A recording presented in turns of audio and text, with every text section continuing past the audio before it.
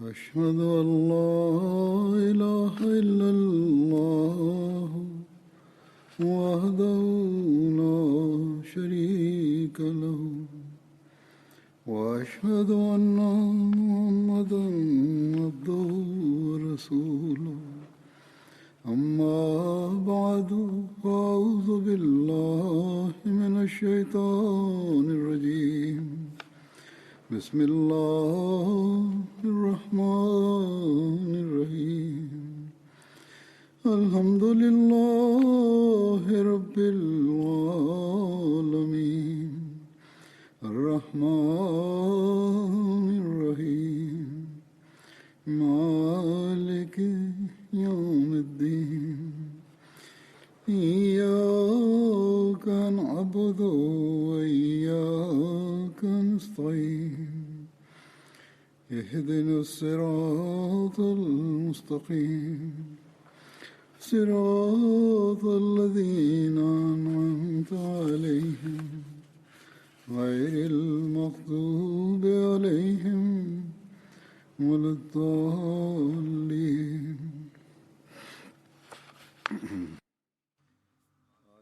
Le compagnon que j'évoquerai aujourd'hui se nomme Auf bin Harith bin Rifa al-Ansari.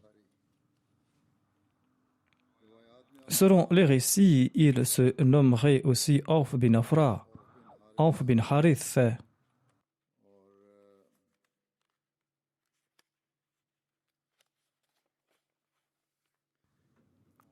et aussi Aus bin Afra. Sa mère se nommait Afra. Ce compagnon appartenait à la tribu Banu Najjar des Ansar. Mu'adh et Mu'awidh étaient ses frères. Auf était un de ces 6 premiers Ansar s'étant rendus à la Mecque pour embrasser l'islam. Il était aussi présent lors de la Bayra d'Aqaba. Auf avait brisé les idoles des Banu Malik bin Najjar en compagnie de Sad bin Darara et d'Ammara bin Hazm. Lors de la bataille de Badr, Auf bin Afra avait demandé au saint prophète Mohammed sallallahu alayhi wa sallam, ô envoyé d'Allah sallallahu alayhi wa sallam, quelle est l'action qu'Allah apprécie le plus de la part de son serviteur? Le saint prophète, paix soit lui, a répondu, il apprécie que la main de son serviteur soit occupée à combattre et qu'il se batte sans armure et sans peur. C'est-à-dire que l'on doit être sans peur lorsque l'on se trouve sur le champ de bataille. Sur ce, Auf bin Afra a enlevé son armure et il s'est avancé pour se battre jusqu'à tomber un martyr. Auf bin Harith et son frère Mu'awidh avaient tué Abu Jahl lors de la bataille de Badr.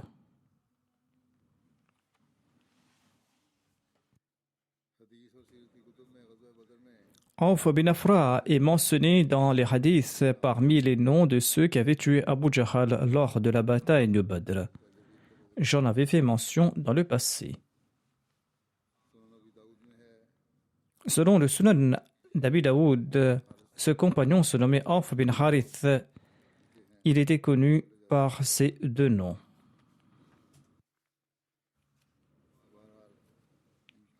En tout cas, il était parmi ceux qui avaient tué Abu Jahl et il est lui-même tombé à martyr à Badr. Le prochain compagnon que j'évoquerai se nomme Abu Ayyub al-Ansari.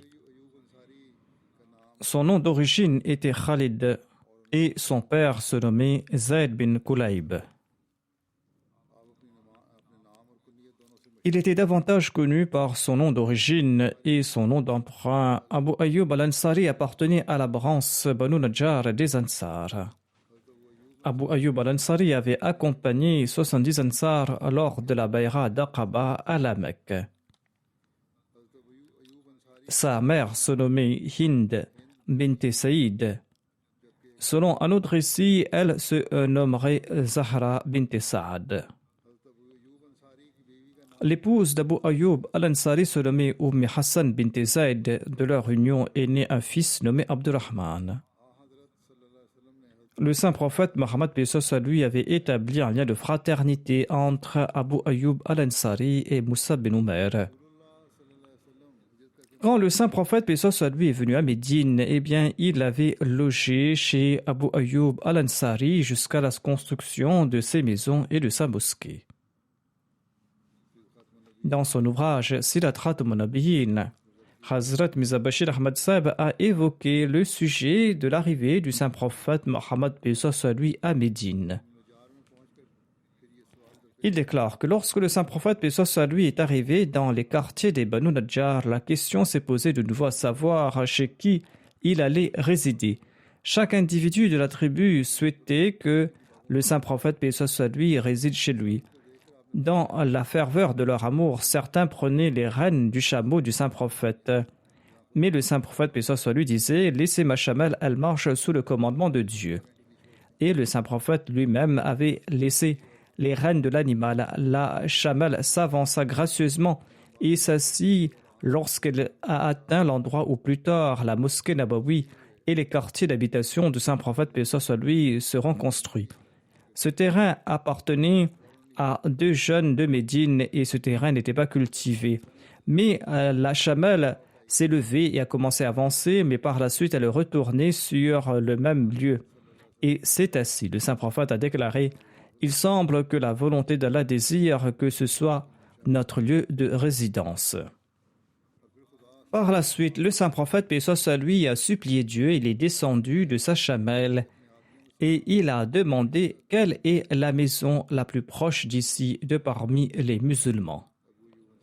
Abu Ayyub Ansari s'est précipité et il a déclaré au messager d'Allah, il s'agit de la mienne. Voici ma porte. Et daignez entrer chez moi. Le saint prophète, paix soit sur lui, a déclaré, eh bien, rentre chez toi et prépare un logement pour moi. Abu Ayyub Ansari est parti immédiatement préparer sa maison et il est retourné et il est entré chez lui avec le saint prophète, paix soit sur lui. Il s'agissait d'une maison à étage et Abu Ayyub souhaitait que le saint prophète, paix soit sur lui, réside à l'étage supérieur. Cependant, pour le confort de ses visiteurs, le saint prophète, paix soit sur lui, préférait résider au rez-de-chaussée. À la tombée de la nuit, Abu Ayyub et sa femme ne pouvaient pas dormir toute la nuit en pensant que le saint prophète, paix soit sur lui, était en dessous d'eux et qu'ils étaient au-dessus de lui. En sus de cela, durant la nuit, un seau d'eau s'est brisé sur le toit et Abu Ayyub a placé rapidement sa couette sur l'eau pour la sécher de peur qu'une seule goutte d'eau ne s'infiltre jusqu'au rez-de-chaussée. Dans la matinée, il s'est présenté au saint prophète, paix soit sur lui, et lui a demandé de loger à l'étage supérieur. Au début, le saint prophète, paix soit sur lui, a hésité, mais suite à l'insistance d'Abu Ayyub, il a accepté sa requête. Ainsi donc, le saint prophète, paix soit sur lui, a logé dans cette maison pendant 7 mois. Selon un récit d'Ibn Ishaq, il a résidé dans cette maison jusqu'au mois de Safar en l'an 2 de l'Hégire. Le saint prophète, paix soit sur lui, a résidé dans cette maison jusqu'à la construction de la mosquée Nabawi et des maisons des alentours. Abu Ayyub lui présentait des plats et il mangeait ce qu'il en restait. En raison de son amour et de sa sincérité à l'égard du saint prophète, paix soit sur lui, Abu Ayyub plaçait ses doigts aux mêmes endroits que le saint prophète, paix soit sur lui, avait mangé. Et les autres compagnons envoyaient aussi des repas au saint prophète, paix soit sur lui. Hazrat Muslim Maud a également évoqué ce récit. Certaines phrases et certains points sont nouveaux et c'est pour cette raison que je vous présente ces propos. En général, il a mentionné les mêmes faits, mais le Muslim Maud l'a fait selon son style particulier. Il déclare: quand le saint prophète, paix soit sur lui, est arrivé à Médine, eh bien, chacun souhaitait que le saint prophète logeât chez lui. Lorsque son chameau traversait une ruelle, les familles s'alignaient pour le recevoir. Les gens disaient: voici nos maisons, ô envoyé d'Allah, voici nos biens, voici nos vies. Nous sommes prêts à vous recevoir, nous sommes prêts à offrir notre protection. Ô prophète d'Allah, venez vivre avec nous. D'autres, allant plus loin, s'avançaient et ils saisissaient les rênes de sa monture. Et il insistait que le saint prophète devait descendre chez eux et venir résider chez eux. Mais le saint prophète, paix soit lui, refusait en disant « Laissez ma chamelle, elle marche sous le commandement de Dieu aujourd'hui. Elle s'arrêtera là où Dieu souhaite qu'elle s'arrête. » À la fin, la chamelle s'est arrêtée sur un terrain appartenant à des orphelins de la tribu des Banu Najjar. Le saint prophète, paix soit lui, a déclaré « Il semble que Dieu souhaite que nous résidions ici. » Ensuite, il a demandé à qui appartenait ce terrain. Ce terrain appartenait à quelques orphelins. Leur tuteur s'est avancé, il a déclaré au prophète d'Allah, ce terrain appartient à tel ou tel orphelin et nous souhaitons vous l'offrir. Le saint prophète, paix soit lui, a répondu qu'il ne va pas accepter ce terrain gratuitement. Par la suite, le prix a été fixé et le saint prophète, paix soit lui, a choisi ce terrain pour bâtir sa mosquée et ses résidences. Ensuite, le saint prophète a demandé qui vivait le plus près du terrain. Abu Ayyub Ansari s'est avancé. Il a répondu « Ma maison est la plus proche d'ici et nous sommes prêts à vous servir, ô envoyé d'Allah. » Le saint prophète lui a demandé de préparer une chambre pour lui. La maison d'Abu Ayyub avait un étage et il a offert le saint prophète, paix soit lui, l'étage supérieur. Mais le saint prophète, paix soit lui, préférait le rez-de-chaussée pour faciliter les visites. Hazrat Muslim Maud explique que l'on voit ici un autre exemple du grand amour qu'éprouvaient les Ansar à l'égard du saint prophète Mohammed, paix soit lui. Abu Ayyub avait accepté de laisser au saint prophète, paix soit lui, le rez-de-chaussée, mais il a refusé d'aller dormir à l'étage au-dessus du saint prophète, paix soit lui, car selon lui et sa femme, c'était discourtois. C'était là une autre expression d'amour à l'égard du saint prophète Mohammed, paix soit lui. Une nuit, un pichet d'eau est tombé sur le plancher et l'eau s'est répandue. Abu Ayyub craignait que l'eau ne transperce le plafond et ne tombe dans la chambre occupée par le saint prophète, paix soit lui. Et il a pris un vêtement pour essuyer l'eau. Le matin, il s'est présenté au saint prophète, paix soit lui, et lui a raconté toute l'histoire. Sur ce, le saint prophète, paix soit lui, a accepté de résider à l'étage supérieur. Abu Ayyub préparait les repas pour le saint prophète, paix soit lui, et le lui envoyait. Le saint prophète en consommait et il envoyait le reste à Abu Ayyub. Quelques jours après, les autres Ansar ont voulu en faire de même. Et c'est ainsi que les musulmans de Médine offraient à tour de rôle un repas au saint prophète, paix soit lui, jusqu'à ce que le saint prophète, paix soit lui, se soit établi dans sa résidence. Le récit suivant est tiré d'un hadith. Le récit précédent était tiré de l'ouvrage Une introduction à l'étude du Saint-Coran du Muslim Maud. Abu Ayyub Ansari relate que le saint prophète, paix soit lui, a élu résidence chez lui. Le saint prophète, paix soit lui, a occupé le rez-de-chaussée. Abu Ayyub a occupé l'étage supérieur. Le rapporteur déclare qu'une nuit, Abu Ayyub s'est réveillé et il a déclaré « Nous marchons sur la tête du saint prophète, paix soit lui. » Et ils se sont mis dans un coin pour passer la nuit. Ensuite, il en a parlé au saint prophète, paix soit lui. Celui-ci a déclaré qu'il n'y avait plus de facilité pour lui au rez-de-chaussée. Mais Abu Ayyub a déclaré « Je ne peux loger sur le toit qui est au-dessus de vous. » Sur ce, le saint prophète a élu domicile à l'étage supérieur et Abu Ayyub a occupé le rez-de-chaussée. Abu Ayyub préparait des repas pour le prophète d'Allah et celui-ci retournait le reste. Et Abu Ayyub demandait à celui qui avait apporté le repas de lui indiquer l'endroit où le saint prophète avait placé ses doigts. Et Abu Ayyub plaçait ses doigts au même endroit, c'est-à-dire qu'il commençait à manger de l'endroit d'où avait mangé le saint prophète, paix soit lui. Un jour, il avait préparé un repas contenant de l'ail. Et quand on lui a retourné le repas, il a demandé où le saint prophète, paix soit lui, avait-il mangé. Mais on lui a dit que le saint prophète n'avait rien mangé de ce repas. Et il était tout inquiet. Il est monté à l'étage pour lui demander si l'ail était interdit. L'envoyé d'Allah a déclaré non. Mais moi, je n'aime pas l'ail. Sur ce, Abu Ayyub a déclaré « En ce cas, je n'apprécie plus ce que vous n'aimez pas. » où il aurait dit que je n'ai pas apprécié non plus ce que vous n'avez pas aimé. Selon le recueil de Muslim, le rapporteur déclare que le saint prophète, paix soit lui, recevait des anges.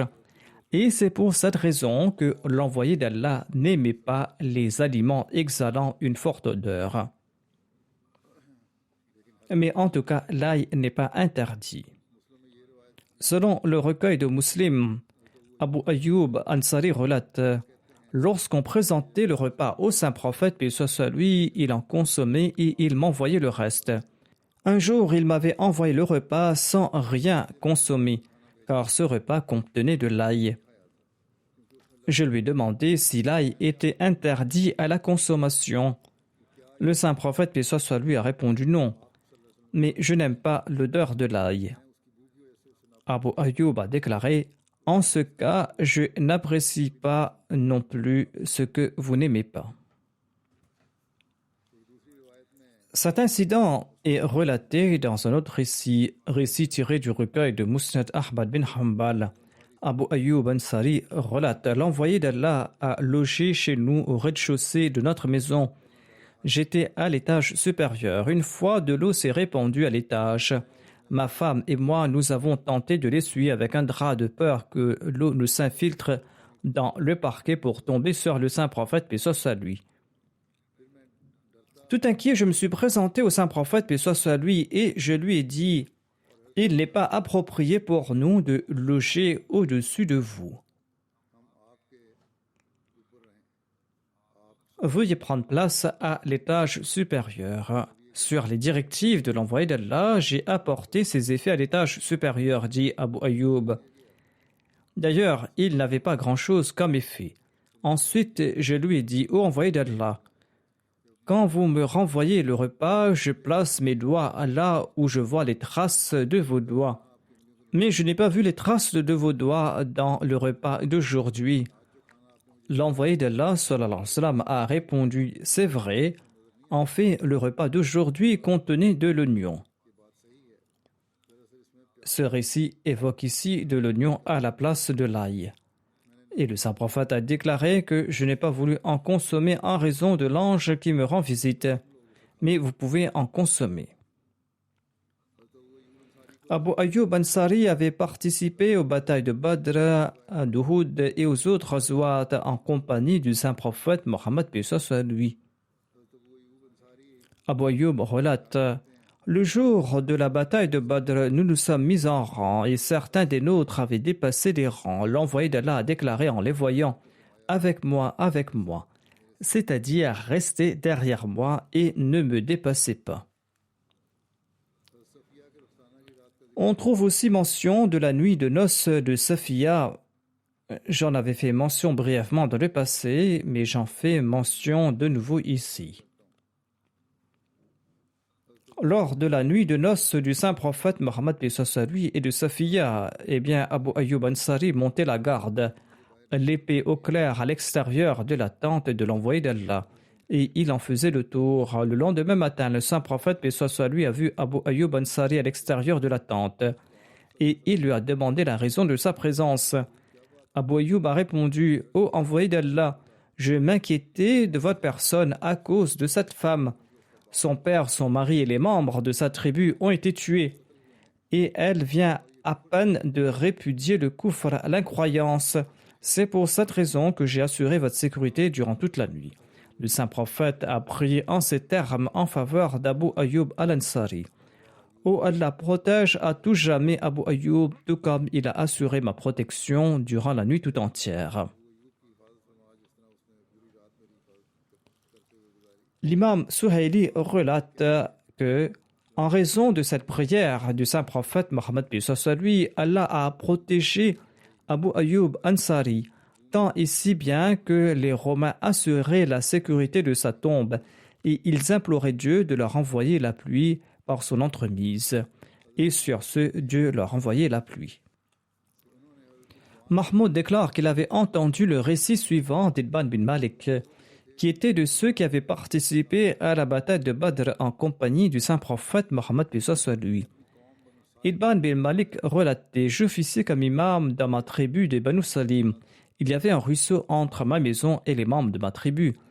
Et quand il pleuvait, il m'était difficile de traverser le ruisseau pour me rendre dans la mosquée des Banu Salim. C'est pour cette raison que je me suis présenté au saint prophète Mohammed paix soit lui et je lui ai dit: Ô envoyé d'Allah, ma vue est en train de faiblir.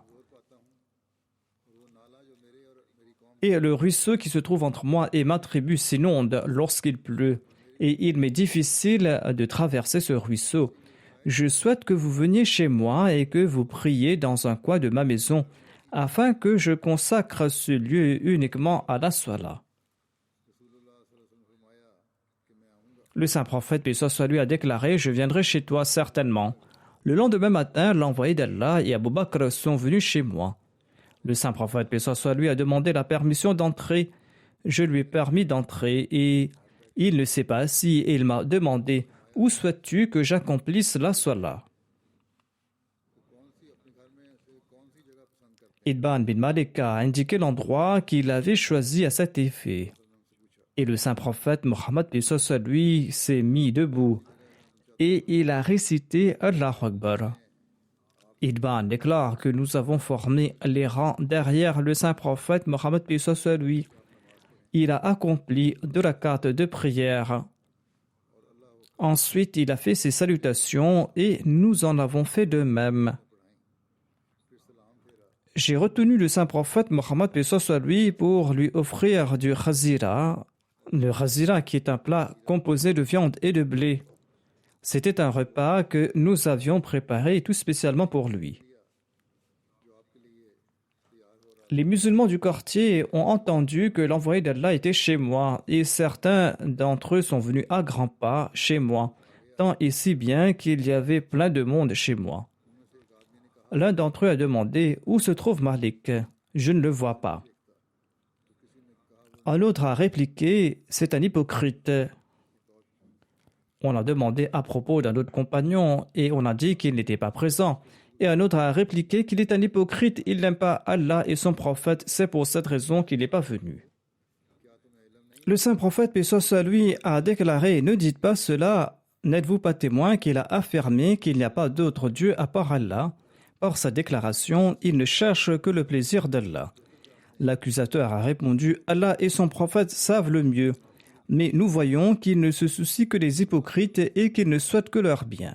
Le saint prophète, paix soit lui, a déclaré: Allah interdira le feu à celui qui affirme la ilaha illallah à condition qu'il cherche le plaisir d'Allah par cette déclaration. Mahmoud bin Rabi déclare: J'ai évoqué ce récit à quelques personnes parmi lesquelles se trouvait Abu Ayyub al-Ansari, le compagnon du saint prophète Mohammed paix soit lui. Il avait participé à la bataille contre les Romains et y avait rendu l'âme. Yazid bin Muawiyah était son chef lors de cette bataille. Abu Ayyub al-Ansari a rejeté sa déclaration en disant que je ne crois pas que le saint prophète aurait dit quelque chose pareil, à savoir que le feu de l'enfer est interdit à celui qui se contente d'annoncer la ilaha illallah. Mahmoud bin Arabi déclare que ceci m'a fort troublé et j'en étais tout inquiet. Et j'ai fait un serment à Allah que s'il me préserve en vie et que si je retourne sain et sauf de cette bataille, eh bien je questionnerai Itban bin Malik à ce sujet, à condition qu'il est toujours vivant et qu'il se rendait toujours à la mosquée de son clan. Je suis retourné, j'ai porté les haram du Hajj et de l'Umrah. Ensuite, je suis parti à Médine et je suis parti dans le quartier des Banu Salim. Là-bas, j'ai vu Itban bin Malik qui était tout vieux et qui perdait la vue. Il dirigeait les siens dans la prière. Quand il a terminé la Salat et qu'il a fait ses salutations, je l'ai salué et je l'ai informé de mon identité. Je lui ai demandé à propos du récit et il l'a relaté mot à mot comme je l'avais entendu la toute première fois.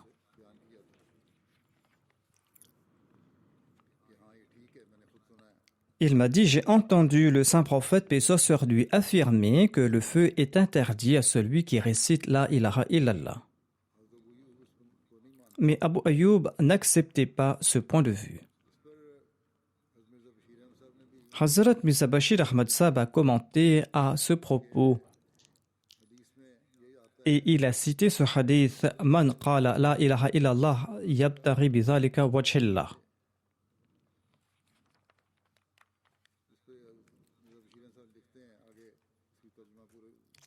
Je présente le hadith dans son intégralité et ceci va dissiper tout malentendu. Mahmoud bin Arabi déclare: j'ai entendu Idban bin Malik déclarer que le saint prophète, paix soit lui, disait: Dieu a interdit le feu de l'enfer à celui qui, sincèrement et avec de bonnes intentions, récite la déclaration La ilaha illallah afin de mériter le plaisir de Dieu.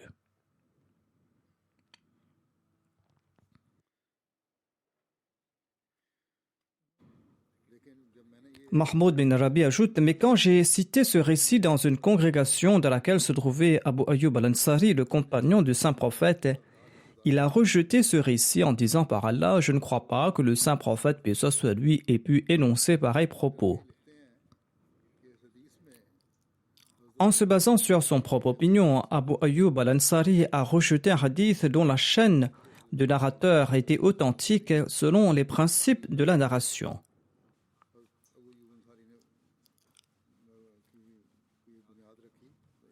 Hazrat Mirza Bashir Ahmad Sahib ajoute: il se peut que la déduction d'Abu Ayyub al-Ansari soit erronée, mais cela prouve que les compagnons n'acceptaient pas tels quels tous les hadiths, mais ils méditaient à leurs propos et ils menaient leurs recherches.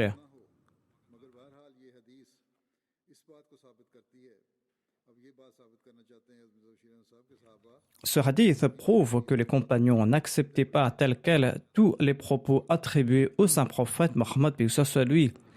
Ils les acceptaient après avoir mené leurs recherches en respectant les principes de la diraya et les principes de la riwaya.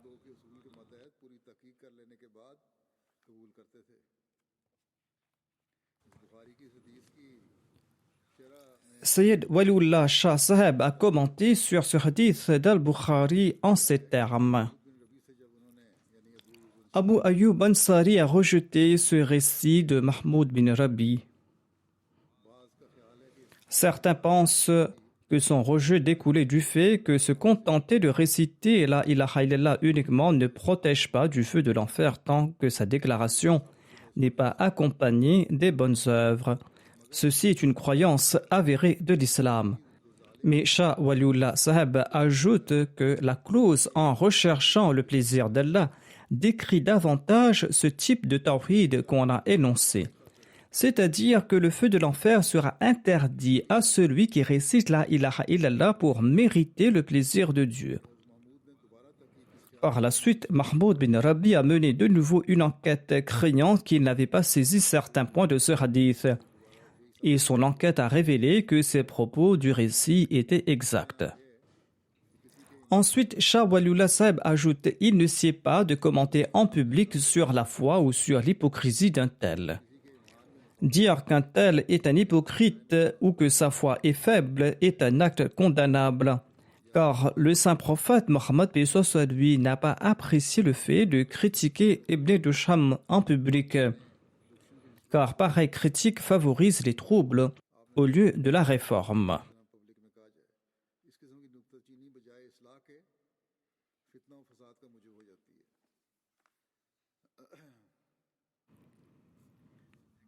Selon un récit, Abdullah bin Abbas et Miswar bin Mahrama se trouvaient à Abwa et il y a eu un différend entre eux au sujet du ghusl ou du bain rituel. Selon Abdullah bin Abbas, le pèlerin portant l'ihram peut se laver la tête. Miswar, quant à lui, insistait du contraire. Le rapporteur déclare: Abdullah bin Abbas m'a envoyé chez Abu Ayyub Ansari. Il se baignit entre deux bouts de bois recouverts d'un tissu qui lui servait d'écran. Je lui ai salué et il m'a demandé qui j'étais. Abdullah bin Hunayn, ai-je répondu. Abdullah bin Abbas m'a envoyé chez vous afin de vous demander sur la manière dont le saint prophète, paix soit lui, se lavait la tête lorsqu'il était dans l'état d'ihram.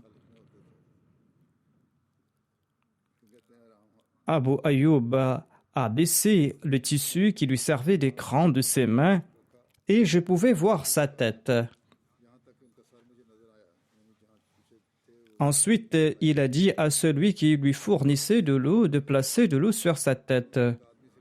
Et Abu Ayyub a ensuite passé ses mains de la partie avant de sa tête jusqu'à la partie arrière de sa tête. Et il a déclaré que c'est ainsi que le saint prophète Mohammed lui se lavait la tête lorsqu'il était dans l'état d'ihram, c'est-à-dire en passant sa main de l'avant de sa tête vers l'arrière.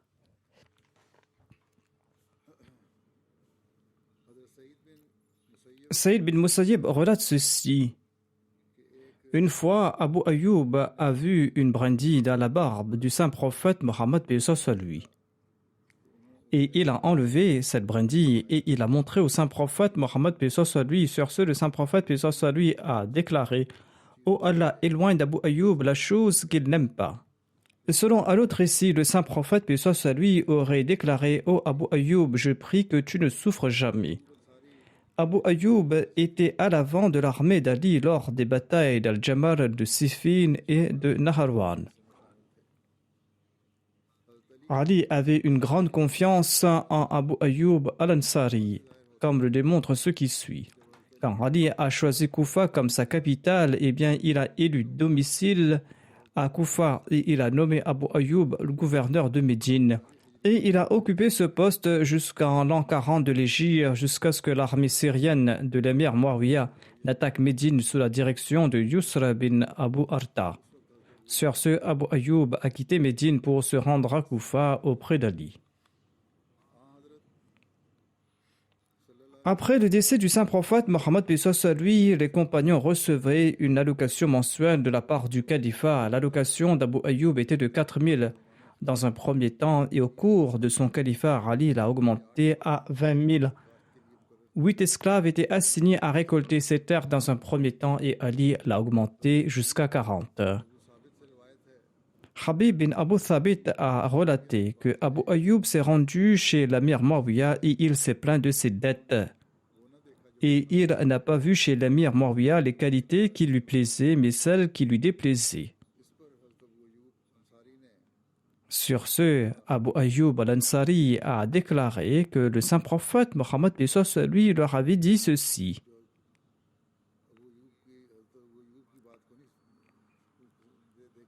C'est-à-dire qu'il a vu chez l'émir Muawiyah des choses qui lui déplaisaient, pas ce qui lui plaisait. Ainsi donc, Abu Ayyub a déclaré que j'ai entendu le saint prophète dire que par la suite, vous verrez certainement des traitements préférentiels, c'est-à-dire que vos priorités vont changer. L'émir Muawiyah a demandé, eh bien, qu'est-ce que le saint prophète vous a-t-il conseillé lorsqu'il vous a dit ceci? Abu Ayyub a déclaré, en pareil cas, il nous demandait d'être patient. C'est-à-dire que lorsque les priorités vont changer et qu'on n'exauce pas vos souhaits, vous allez devoir faire montre de patience. Sur ce, l'émir Muawiyah a déclaré, eh bien, vous devez être patient, tout comme l'a déclaré le saint prophète Mohammed lui. Abu Ayyub a déclaré, par Allah, je ne te demanderai jamais rien. Sur ce, Abu Ayyub s'est rendu à Bassora et il a logé chez Ibn Abbas. Celui-ci a vidé sa maison pour lui et lui a dit, je vous traiterai certainement de la même manière que vous aviez traité le saint prophète Mohammed lui. C'est-à-dire qu'il avait fait montre du même sens de l'hospitalité qu'avait démontré Abu Ayyub à l'égard du saint prophète. Ibn Abbas a demandé aux membres de sa famille de vider la maison et ils ont obtempéré. Par la suite, il a dit à Abu Ayyub, tout ce qui se trouve dans la maison vous appartient et il lui a offert 40 000 dirhams et 20 esclaves. Il avait fait des arrangements pour sa personne. Non seulement il avait offert sa maison à Abu Ayyub, mais il lui avait aussi offert 40 000 dirhams et 20 esclaves.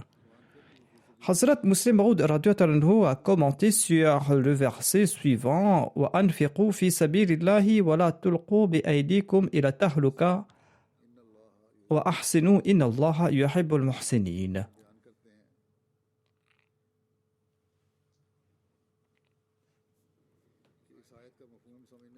Il déclare que les gens entretiennent beaucoup de malentendus à propos de ce verset wa anfiqu fi sabilillahi wa la tulqu bi aydikum ila tahluka wa ahsinu inna Allaha yuhibbul muhsinin. Il déclare que les gens entretiennent beaucoup de malentendus à propos de ce verset. Dès qu'ils font face à des difficultés dans la voie d'Allah, il déclare cela revient à se ruiner de ses propres mains, étant donné qu'Allah, le Tout-Puissant, a déclaré ne vous jetez pas de vos propres mains dans la ruine. Eh bien, comment pouvons-nous consentir à pareil sacrifice? Le musulman Maud déclare que ce verset ne signifie pas que chaque fois que la vie d'un musulman est menacée, il doit s'enfuir et faire preuve de lâcheté. En réalité, ce verset affirme qu'on doit tout dépenser à foison pour cette cause, pour la cause de Dieu, lorsque la guerre éclate contre l'ennemi.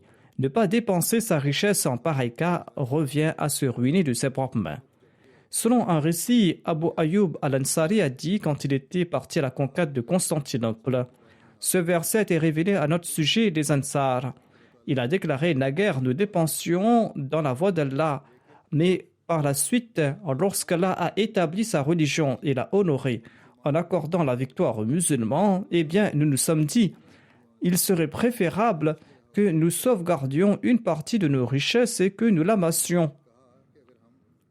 Sur ce verset a été révélé. Ce verset qui dit qu'il ne faut pas se retenir de dépenser dans la voie d'Allah. Car si l'on agit de la sorte, cela reviendrait à se détruire de ses propres mains. Par conséquent, vous ne devez pas accumuler vos richesses, mais vous devez la dépenser dans la voie d'Allah. Sinon, vos vies iront en vain et l'ennemi vous vaincra et vous serez complètement détruits. Après le califat d'Ali, le règne de l'émir Muawiyah a débuté. Uqba bin Amir Juhni a été nommé gouverneur de l'Égypte par l'émir Muawiyah. Au cours du règne d'Uqba, en tant que gouverneur, Abu Ayyub s'est rendu en Égypte à 2 reprises. La première fois, c'était dans le but d'enregistrer un hadith, car il avait appris qu'Uqba avait l'habitude de raconter un hadith particulier. Abu Ayyub a enduré les difficultés du voyage durant sa vieillesse pour ce hadith. Et la deuxième fois, il s'est rendu en Égypte avec l'intention de prendre part à la bataille contre les Byzantins. Lorsque Marwan était gouverneur de Médine, il a vu une fois quelqu'un qui avait placé son visage sur la tombe du saint prophète, paix soit sur lui.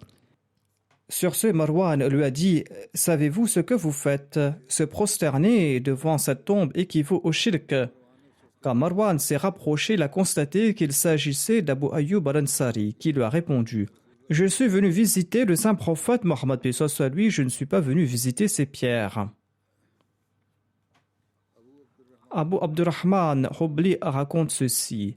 Il disait: nous voyagions par mer. Abdullah bin Qais Fazari était notre émir et Abu Ayyub al-Ansari était également avec nous.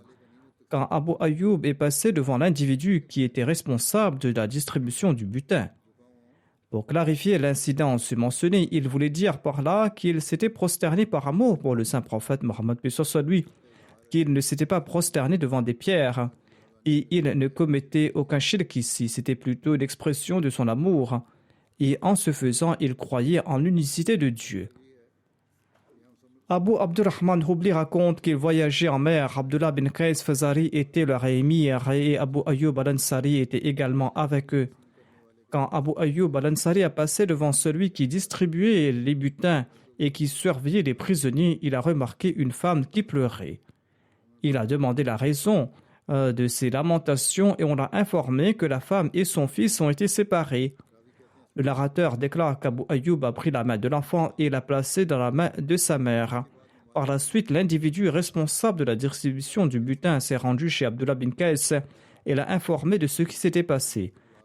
Abdullah bin Qais a appelé Abu Ayyub et lui a demandé pourquoi il avait agi de la sorte. Abu Ayyub Ansari a répondu: « J'ai entendu le messager d'Allah affirmer que celui qui sépare une mère de son enfant sera séparé de ses proches par Allah le jour du jugement. » Il y a là une leçon importante pour ceux qui séparent les mères de leurs enfants. L'islam fait preuve d'une grande compassion sur de telles questions. Mais ceux qui critiquent l'islam doivent regarder leurs propres actions. Récemment, des migrants étaient aux États-Unis et ils ont été séparés les uns des autres et les enfants étaient séparés de leur mère. Et dans certains cas, les enfants ne pouvaient même plus reconnaître leur mère après un certain temps.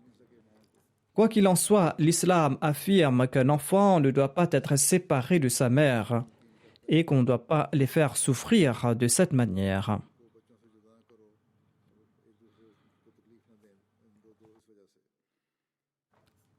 Marsal bin Abdullah raconte Uqba bin Amir était gouverneur de l'Égypte quand Abu Ayyub al-Ansari est venu nous voir pour participer au djihad. Un jour, Uqba a offert les prières du Maghrib un peu plus tard que l'heure prévue. Sur ce, Abu Ayyub al-Ansari lui a demandé au Uqba quel genre de prière est-ce. Uqba a répondu, nous étions occupés. Sur ce, Abu Ayyub a répondu, je jure par Allah, ma seule intention en disant ceci est que les gens ne croient pas que tu as vu le saint prophète, paix soit lui, agir de la sorte.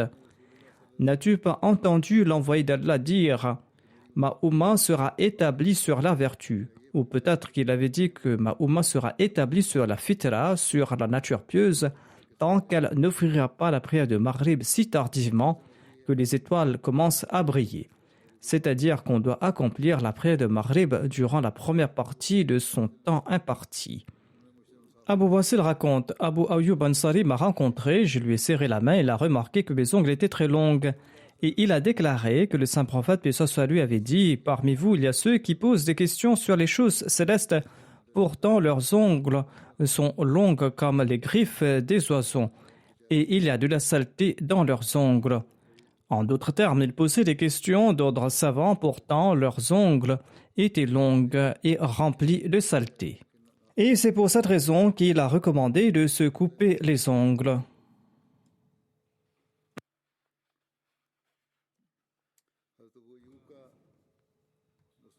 Selon Musnad Ahmad bin Hanbal, Abu Ayyub avait un statut si élevé que les compagnons le consultaient pour ses avis.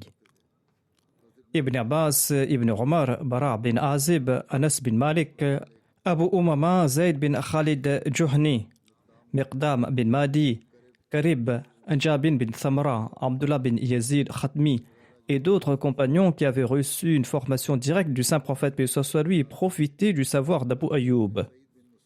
Parmi les tabi'in, Saïd bin Musayyib, Urwa bin Zubair, Salim bin Abdullah, Ata bin Yassar, Ata bin Yazid Laythi, Abu Salama, Abdurrahman bin Abi Layla et bien d'autres avaient beaucoup d'estime pour Abu Ayyub al-Ansari. Abu Ayyub al-Ansari avait participé au djihad sous le règne de l'émir Muawiyah. Il déclare « Je suis tombé gravement malade et j'ai dit à mes compagnons que si je décédais, eh bien, ils devaient me porter et ils devaient donc combattre l'ennemi. Et lorsqu'ils allaient commencer à combattre l'ennemi, ils devaient m'ensevelir sous le sol. » Il a dit, je vais vous présenter un hadith que j'avais entendu du saint prophète Mohammed paix soit lui. Si ma disparition n'était pas imminente, je ne l'aurais jamais raconté. J'ai entendu le saint prophète paix soit lui déclarer que quiconque meurt dans un état où il n'a jamais associé de partenaire avec Allah, eh bien celui-là entrera au paradis. Selon un autre récit, il est dit que lorsqu'il était sur le point de mourir, Abu Ayyub a déclaré « Je vous ai caché quelque chose que j'avais entendu directement du saint prophète Mohammed paix soit lui. » Le saint prophète avait déclaré que si vous n'aviez pas commis de péché, Allah aurait amené un peuple qui en aurait commis, afin qu'il puisse leur pardonner. Ainsi donc, Allah est toujours prêt à manifester son attribut de miséricorde et de pardon. Mohammed, un autre narrateur, relate qu'Abu Ayyub avait pris part à la bataille de Badr et il était toujours présent pour toute bataille dans lesquelles les musulmans avaient combattu, sauf s'il était engagé dans une autre bataille qui se déroulait au même moment. En d'autres termes, s'il avait deux batailles qui avaient lieu en même temps, il était certainement présent dans l'une d'entre elles. Il n'avait pas participé dans une bataille une année parce que le commandant de l'armée était très jeune. Après cette absence, il a toujours exprimé ses regrets en disant « Pourquoi devrais-je me soucier quant au choix de celui sous lequel je dois servir? Pourquoi devrais-je me soucier quant au choix de celui sous lequel je dois servir? Pourquoi devrais-je me soucier quant au choix de celui sous lequel je dois servir ?» Il a répété cela à 3 reprises. On raconte que Abdul Malik bin Marwan était le jeune homme à la tête de l'armée en question. Abu Ayyub est tombé malade. Yazid bin Muawiyah commandait la troupe. Il s'est rendu auprès de lui et lui a demandé s'il avait des demandes à faire ou s'il avait des besoins. Abu Ayyub a déclaré que lorsque je vais mourir, eh bien portez ma dépouille sur une monture et emmenez-moi au plus loin possible dans le pays ennemi. Et si cela n'est pas possible, enterrez-moi là où vous pourrez ensuite repartir. Abu Ayyub est décédé et on a transporté sa dépouille aussi loin que possible en terre ennemie et il a été enterré et les soldats sont rentrés. Le rapporteur relate qu'Abu Ayyub disait qu'Allah a déclaré « Infiru khifafan wa thiqalan » c'est-à-dire partez léger ou lourd. Infiru khifafan wa thiqalan. Il déclare que je me considère à la fois léger et lourd. Selon un récit, un homme de la Mecque a relaté que Yazid bin Marwiya s'était rendu auprès d'Abu Ayyub al-Ansari. Et celui-ci lui a dit « Transmets mes salutations aux autres et commande-leur de m'emmener avec eux le plus loin possible. » Yazid a fait part aux soldats les souhaits d'Abu Ayyub. Les soldats ont accepté de transporter sa dépouille aussi loin que possible en terre ennemie. Après le décès du saint prophète Mohammed, paix soit lui, Abu Ayyub est resté attaché au djihad jusqu'à son décès à Constantinople. Selon un récit, Yazid bin Marwiya avait mené la bataille de Constantinople en l'an 52 de l'Hégire sous le califat de son père. Abu Ayyub al-Ansari est décédé cette même année. Yazid bin Marwiya avait dirigé sa prière funéraire. Sa tombe se trouve dans la région de Byzance, tout près de la forteresse de Constantinople. Le rapporteur relate que j'ai appris que le peuple romain protégeait et entretenait sa tombe, et lors des jours de sécheresse, il faisait des supplications pour que la pluie tombe par l'intermédiaire de sa tombe. Selon un autre récit, Abu Yazid avait participé à la bataille contre Byzance à l'époque de l'émir Muawiyah. Sous le commandement de Yazid, il est décédé à Constantinople en l'an 50 ou 51 de l'Hégire. Selon un récit, Yazid avait ordonné aux cavaliers de passer sur la tombe d'Abu Ayyub afin d'effacer les traces de sa tombe. Selon un autre récit, le lendemain du soir où Abu Ayyub avait été enterré, les Romains ont demandé aux musulmans « Que faisiez-vous hier soir ?» Les musulmans ont répondu que Abu Ayyub était un illustre compagnon de notre prophète et il était un des premiers à avoir accepté l'islam. Et nous l'avons enterré ici. Par Allah, si vous exhumez son corps, eh bien, tant que nous avons le pouvoir, vos cloches ne sonneront pas dans la péninsule arabique. Mujahid déclare que lors des jours de sécheresse, lorsqu'il jetait un peu de poussière de sa tombe, eh bien, il se mettait à pleuvoir. Ainsi donc, il existe pareil récit. Allah seul sait jusqu'à quel point ceci est véridique. Abu Ayyub al-Ansari est décédé à l'an 51 ou 50 ou 52 de l'Hégire selon Constantinople. Le plus grand nombre de récits relatent qu'il est décédé en l'an 52. Sa tombe se trouve en Turquie, à Istanbul. Sa tombe se trouve sur une sorte de terrasse entourée de portes de laiton. Souvent, les Turcs s'y rendent pour trouver de la sérénité. Ici se terminent les récits sur les compagnons de Badr. Et Inch'Allah, je vais présenter les 4 califes à l'avenir. J'avais mentionné quelques points brièvement, je vais le faire en détail. De même, au début, j'avais évoqué brièvement certains compagnons. Si je reçois d'autres informations à leur sujet, je vous les présenterai. Et lorsque tout cela sera retranscrit, ces passages supplémentaires seront incorporés dans les chapitres intéressants à la vie de ces compagnons, et ces ajouts ne concerneront que quelques compagnons. J'évoque maintenant quelques personnes qui sont décédées récemment et dont je dirigerai les prières funéraires après la prière de Jum'ah. Le premier défunt se nomme Abdul Hayy Mandal, qui était un muallim de la communauté qui était en Inde. Il est décédé le 25 septembre 2020 à l'âge de 53 ans des suites d'un arrêt cardiaque. Inna lillahi wa inna ilayhi raji'un. Il avait embrassé l'Ahmadiyya en 1999 après avoir entrepris ses recherches. En 2003, il a été diplômé de la Jamaatul Mubashirin et jusqu'à son décès, il a servi la communauté en faisant beaucoup d'efforts avec beaucoup de sincérité et d'enthousiasme. C'est ainsi qu'il a servi la Jamaat pendant 17 ans. Il était très pieux, il était obéissant, il était régulier dans ses prières, il aimait la communauté et il laisse derrière lui son épouse, 2 fils et 2 filles. Qu'Allah lui accorde son pardon et sa miséricorde, et qu'il réconforte également ses enfants et sa femme.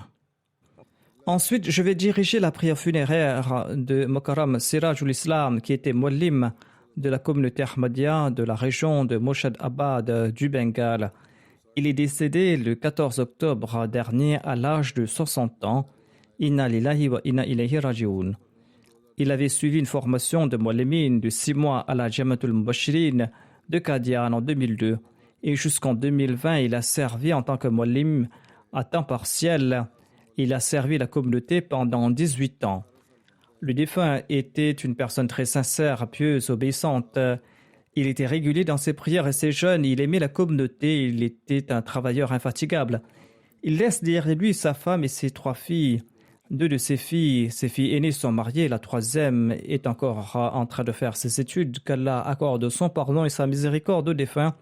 Qu'il accorde patience et persévérance à ses proches et qu'il permette à ses proches de perpétuer ses œuvres. Ensuite, je vais diriger la prière funéraire de Shahid Ahmad Khan Pasha, qui était le petit-fils du Messie premier salam. Il était également le petit-fils de Nawab Mohammad Ali Khan. Il était le fils de son fils et il était le fils de Nawab Abdullah Hafiz Begum et de Nawab Abdullah Khan.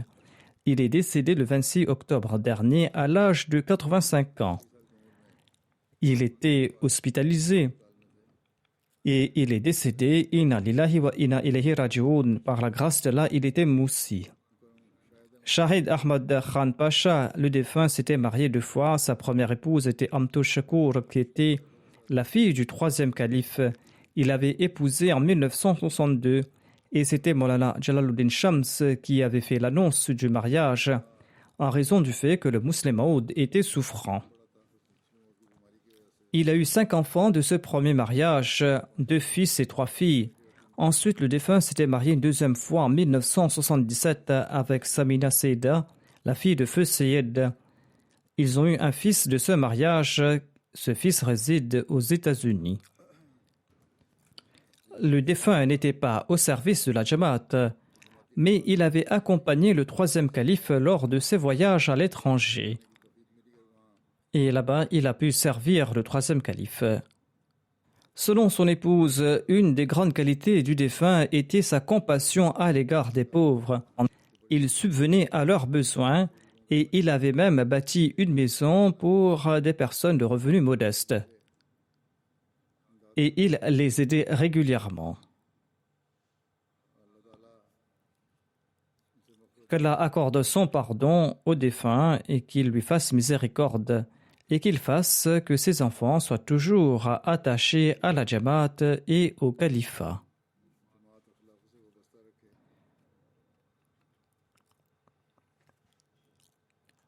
La prochaine personne dont je dirigerai la prière funéraire est Said Massoud Ahmad Shah de Sheffield du Royaume-Uni.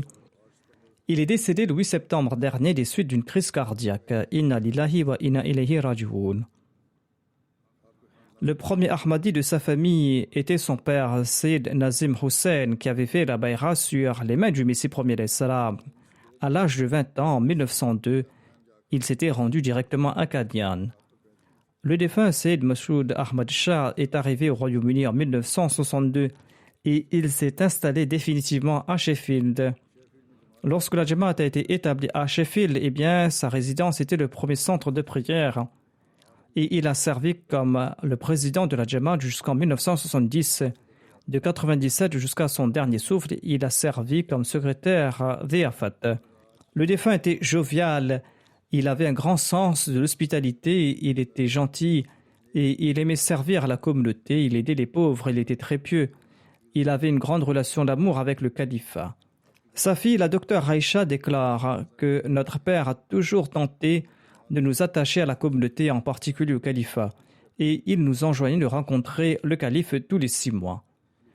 Qu'Allah accorde patience et courage à sa fille et à son épouse, et qu'il fasse preuve de pardon et de miséricorde à son égard.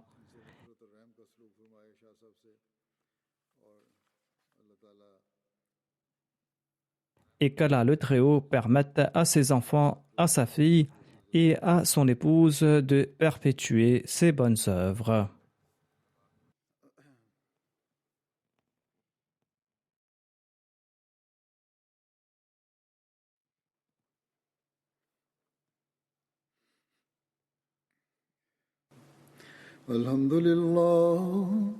الحمد لله نحمده ونستعينه ونستغفره ونؤمن به ونتوكل عليه ونعوذ بالله من شرور أنفسنا ومن سيئات أعمالنا من يهده الله فلا مضل له ومن يضلل فلا هادي له ونشهد أن لا إله إلا الله ونشهد أن محمدا عبده ورسوله عباد الله رحمكم الله إن الله يأمر بالعدل والإحسان وإيتاء ذي القربى وينهى عن الفحشاء